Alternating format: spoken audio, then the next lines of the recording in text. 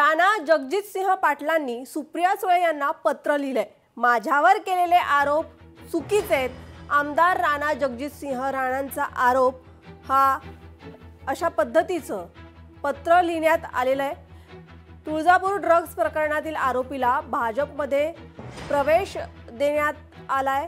त्यामुळे सुप्रिया सुळेंनी आरोप केले होते, मात्र राणा जगजितसिंह यांनी सुप्रिया सुळेंना पत्र लिहिलं आणि त्यामध्ये त्यांनी असं सांगितलं की माझ्यावर जे काही आरोप केले ते चुकीचे आहेत।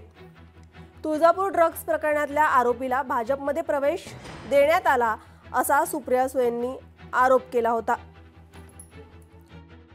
मी सहसा चुकीचे आरोप केल्यानंतर प्रतिक्रिया देत नसतो आणि किंमती देत नसतो, परंतु आदरणीय सुप्रियाताई माझ्या मोठ्या बहीण आहेत आणि 2-3 वेळेस त्या तुळजापूरच्या बाबतीत आणि इतर काही बाबतीमध्ये बोलल्या आणि त्यामुळे मला मनापासून वाटलं की इतका जबाबदार व्यक्ती जर अशा पद्धतीने बोलत असतील तर वास्तव त्यांच्यापर्यंत पोहोचणं गरजेचं आहे आणि त्यामुळे मी आवर्जून त्यांना पत्र लिहिलं।